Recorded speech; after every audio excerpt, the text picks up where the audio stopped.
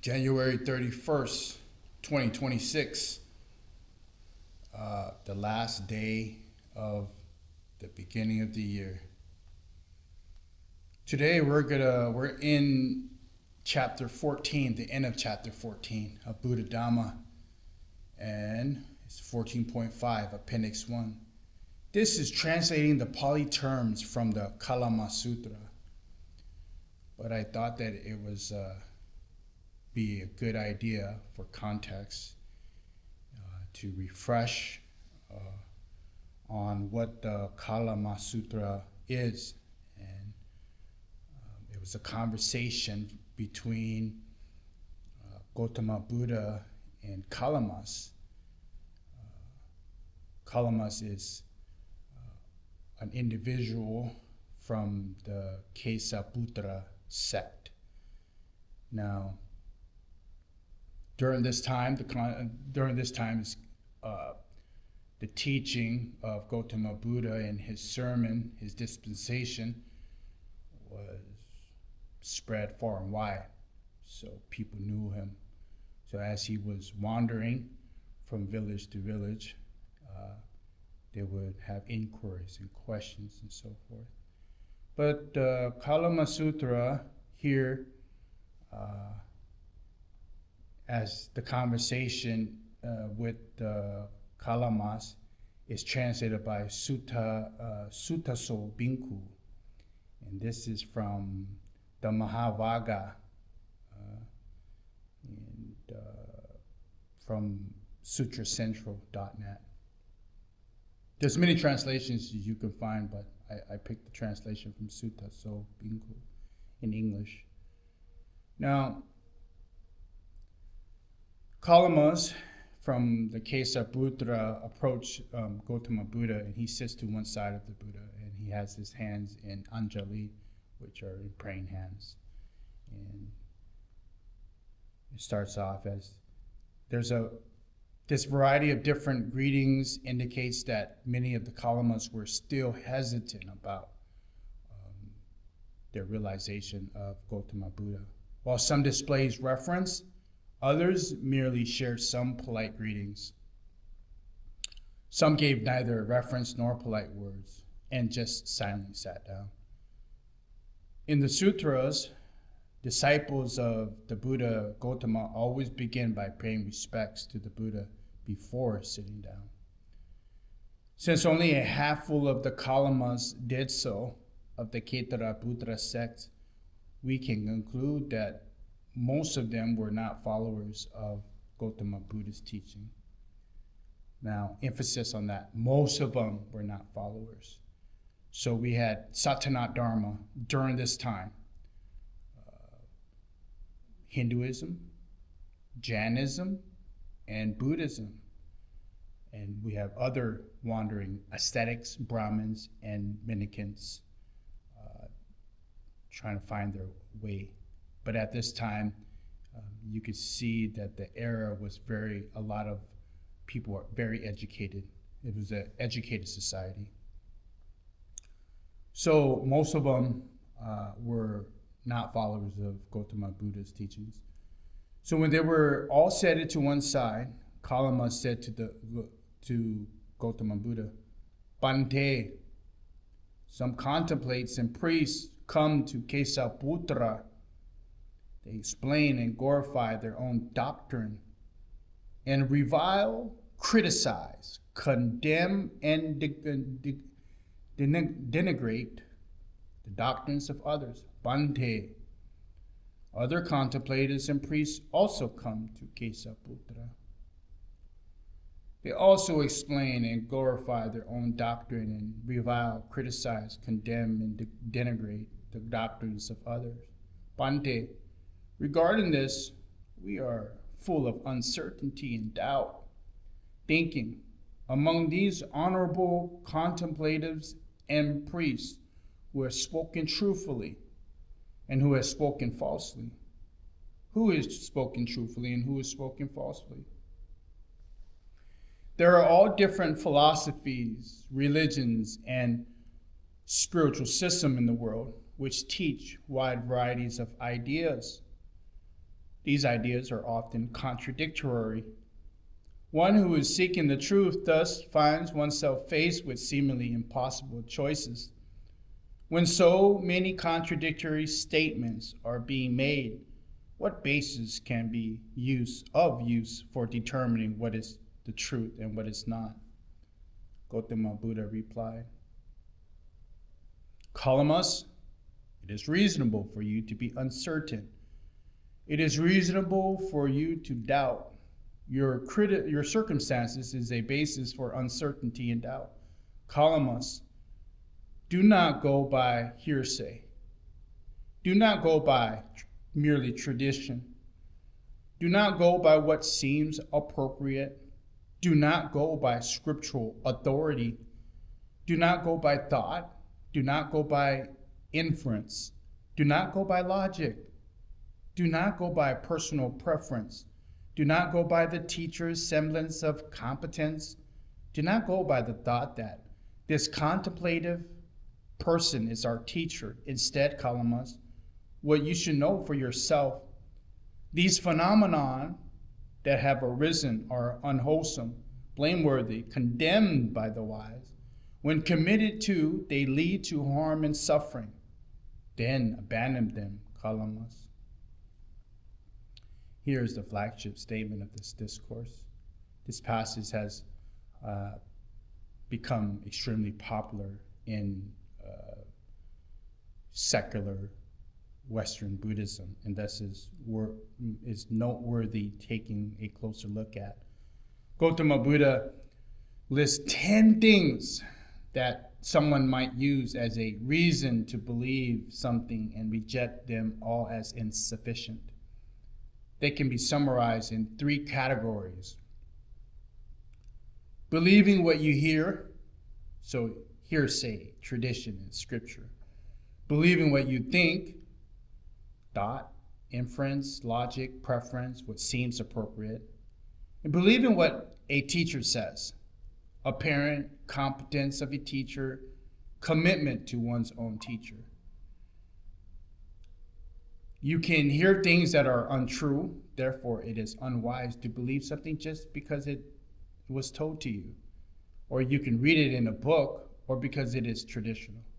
You can think things that are untrue, therefore it is unwise to believe something just because you like it, or it seems appropriate to you, or you thought it up yourself and you inferred it from other information, or you think it is logical. A teacher can say things that are untrue, therefore it is unwise to believe something just because a teacher said it. This doesn't mean you can't consider these factors. Many of these factors are still useful starting points and can support hypotheses or educated guesses. They can also indicate what we might want to investigate more closely. However, by themselves, they do not provide enough support for determining what is the truth. Actually, the only valid basis for belief is personal experience, what is indicated by the phrase, you, when you know for yourself. Now, what do you think, Kālāma?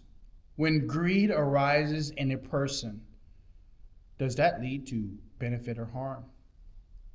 Kālāma, when a person is greedy and their mind is overcome by greed, might they kill, steal, commit adultery, tell lies, and encourage others to do the same, which will lead to their long-term harm and suffering? What do you think, Kālāma? When hatred arises in a person, does that lead to benefit or harm? Kālāma, when a person is filled with hate and their mind is overcome by hatred, might they kill, steal, commit adultery, tell lies, and encourage others to do the same, which would lead to their long-term harm and suffering? What do you think, Kālāma? When delusion arises in a person, does that lead to benefit or harm? Kālāma, when a person is deluded and their mind is overcome by delusion, might they kill, steal, commit adultery, tell lies, and encourage others to do the same, which would lead to long-term harm and suffering? What do you think, Kālāma? Are these arisen phenomena wholesome or unwholesome? Are they blameworthy or blameless? Condemned by the wise or praised by the wise? Condemned by the wise or praised by the wise? When committed to do, they lead to harm and suffering. What is it in this case? Kālāma, that is why I said, do not go by hearsay. When you know for yourself the phenomenon and unwholesome, blameworthy, condemned by the wise, when committed, they lead to harm and suffering. Then abandon them. This is what is said. And it was said in reference to this. Then the Buddha goes in and he clarifies the instructions to Kālāma. He asks them to examine the mind states of greed, hatred, and delusion.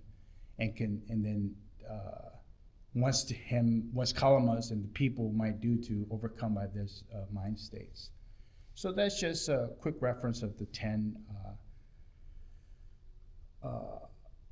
fetters, things to overcome, and have the positive and the negative. So atinava and asava. So we have the positive and negative polarities of wholesomeness and unwholesome, kusala and akusala. So Buddha Dhamma, Appendix 14.5, this is translating the Pali terms from the Kālāma Sutra, which we just briefly went over.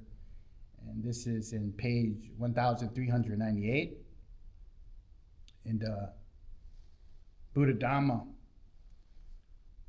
the end of chapter 14.5. Attempting to translate the 10 factors connected to belief contained in the Kālāma Sutra is one example of how difficult it can be to satisfactory and accurate translate Pali terms and phrases. In this case, one of the reasons for this difficulties is that these phrases lack a verb form or an action form.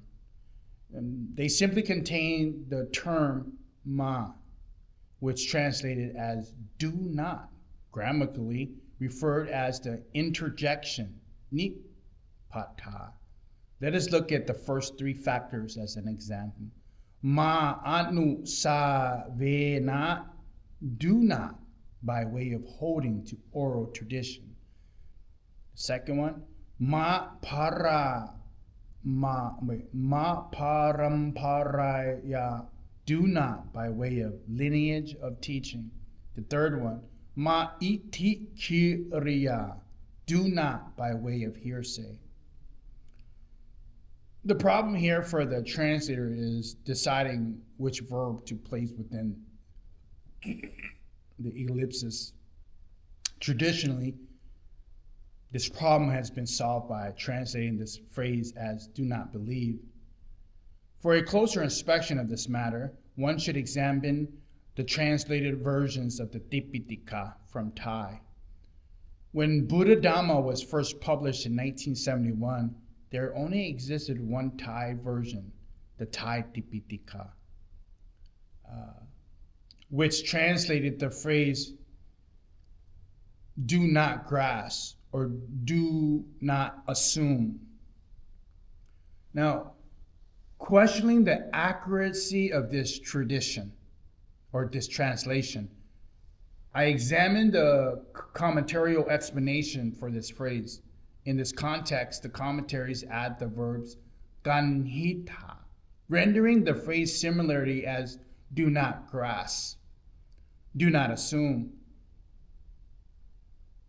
This interpretation is consistent with other commentarial texts.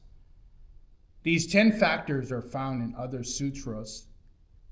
Example is the Saha Sutra and the Bhattiya Sutra.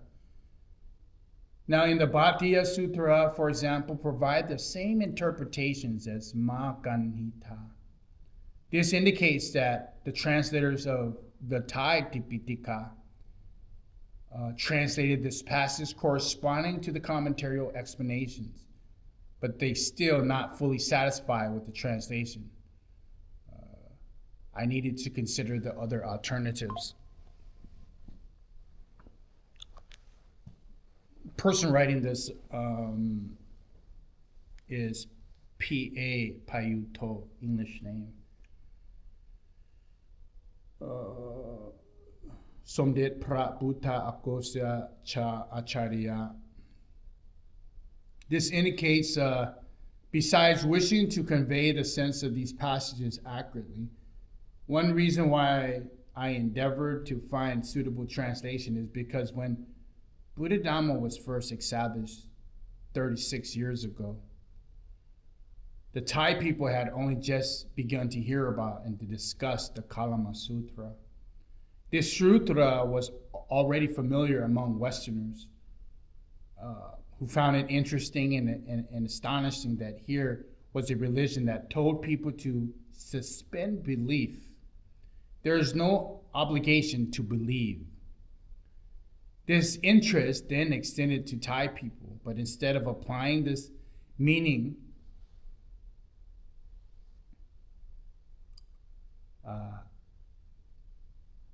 for the pursuit of panya, wisdom, many Thai people interpreted this teaching for the sake of causalness, or being gullible or frivolity. Some people claim jokingly or disparagingly that Gautama Buddha taught people not to believe their teachers and mentors. As a result, many teachers of Buddhism during that time period would try to emphasize that Gautama Buddha's teaching in the Kālāmas do not mean that one should disregard one's teacher. To my understanding, that it's basically just a reference from the Kālāma Sutras for us to use sound judgment and analytical reasoning to it, not just believe anything somebody tells you, even if it's coming from someone that you are there looking for rendering from or teaching from. These were some of the issues involved in trying to find a suitable translation for these passages. Besides providing accurate data, factual evidence on these matters, it is also important to allow readers to access the original information along with related material in the most complete way as possible, so that they can consider these matters independently. There is always the danger that the opinions by an author or interpretations by a translator conceal the original information, that the authors or the translator invariantly monopolized the ideas. In the case that the authors or the translators came up with new interpretations or translations, it behooves them to inform the reader of this and share with them the original data, so that the readers can distinguish between what is the original and what is new. In the regard to the material within the Tipitaka, the three baskets of the Pali Canon, it is helpful and suitable to provide explanation for the commentaries and other texts. The more, the better, because this will provide an opportunity for students of Buddhism to apply their own judgment in these matters. This corresponds with the principle of viewing the Buddhist scriptures as a source of knowledge rather than text requiring unquestioned belief. In this book in particular, Buddha Dhamma, whereby the aim is to describe the traditional Buddhist teaching rather than to express personal interpretation, it is more important to produce as much supportive data as possible. In the case that personal understanding and interpretations are expressed, or opinions, and these should be clearly distinguished from the source material. For example, the words of Gautama Buddha contained in the sutras. Because I haven't come up with a suitable alternative, I continue to use the translation, do not grasp, do not assume. The original edition of the Buddha Dhamma in 1971 contained within the collections contained the footnote, the term do not assume. Here is the intern phrase, as no adequate substitute has been found. Understand this phrase to mean do not make a judgment or establish an opinion in an absolute category way based on any of these factors alone. Let me read that again. The phrase means do not, the English one, do not grasp or do not assume. But it truly means do not make a judgment or establish an opinion in an absolute category way based on any of these factors alone. There's other considerations. In 1972, Somdet Prat Buddha Gosa Acharya began to work on a dictionary of Buddhism, which was first translated or first published in 1975 in regard with the 10 means for dealing with doubtful matters as contained in the Kālāma Sutra. In Kālāma Sutra Khanka Niyatana, he began to use an alternative translation which seemed more satisfactory. And the translation is do not decisively believe or do not lead by. So here are some of the translation. Anusawa, do not be led by report. Parampara, be not led by tradition. Itikiya, be not led by hearsay. Pitaka sampatana, be not led by the authority of text. Taka, be not led by mere logic. Natya, be not led by inference.